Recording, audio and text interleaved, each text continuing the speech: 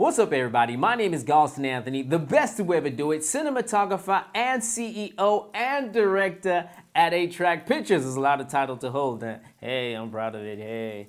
And there's rumors flying around, and rumors are not really my thing, but let's talk about some rumors. But actually, it's not a rumor, it's a confirmation of the A1 Sony camera just being dropped, and apparently will be here in February. But in South Africa, it's probably going to come like in 2 months later where I live.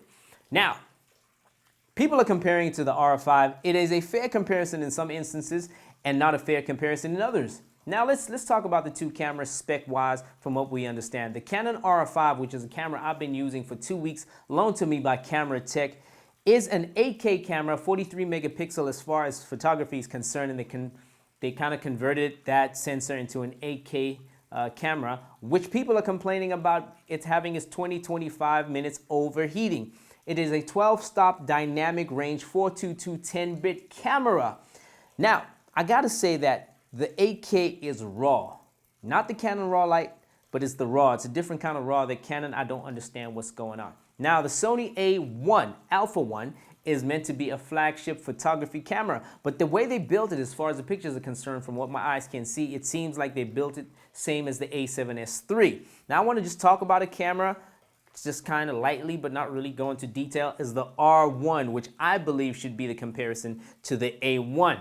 The Alpha 1 is an 8.6K camera. I do not know if it's RAW at this stage or not. A 5.8K oversample down to 4K, 10-bit 422, and a whipping 15 stops of dynamic range. And that's what's catching my attention, the 15 stops of dynamic range. Now, neck on neck, they seem to be quite similar in spec, but Alpha 1 is actually promising that the overheating time will be 30 minutes, which is apparently longer than Canon. But you know, these kind of things are made promises to us, but they don't actually perform that way. But we will see it, because unlike Canon, Sony is usually stick to what they say. Oh, and I have to mention, they have Cinetone.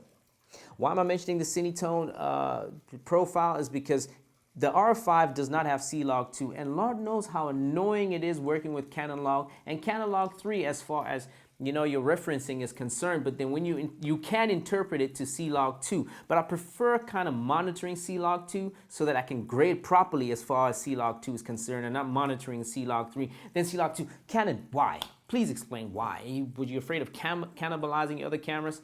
Anyway, moving on. Are these two cameras neck on neck to each other?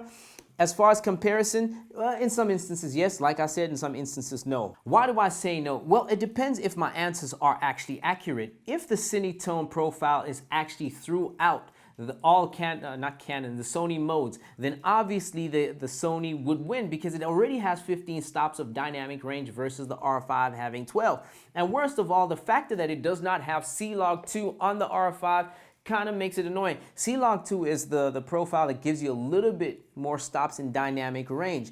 And it makes a hell of a difference, because I'm a believer of, hey, don't get the best resolution, get the camera with the most dynamic range. So for that reason, I feel like the Alpha 1 is not quite in the league of the R5.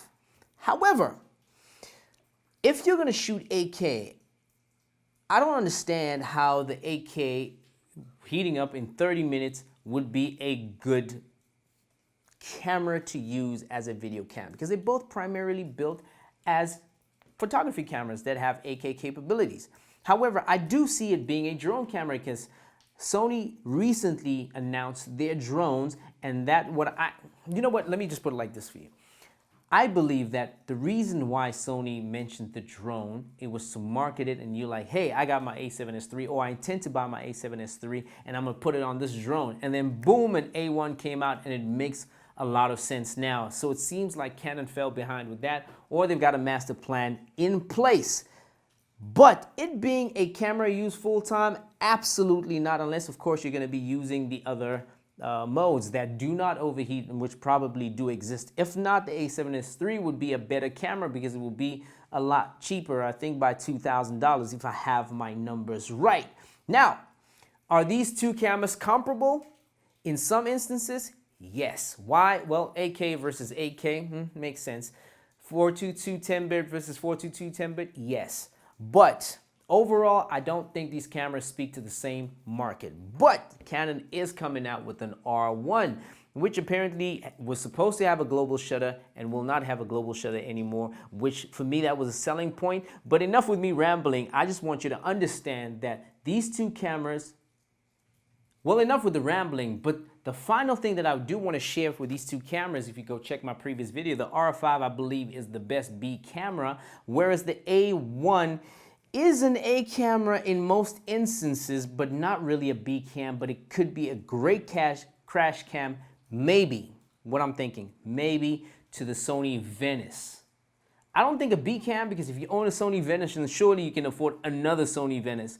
But I do think it will be a great gimbal camera. I don't even think gimbal camera. I think it's just more of a crash cam. You just want to crash that cam and get over and done with it. Or it being a drone camera. So yes, they are comparable in some instances and not comparable in others. But remember to hit the subscribe button so I can share some of my opinions with you, some facts, and possibly now that I'm getting into rumors and all, share that with you. And until then, peace out.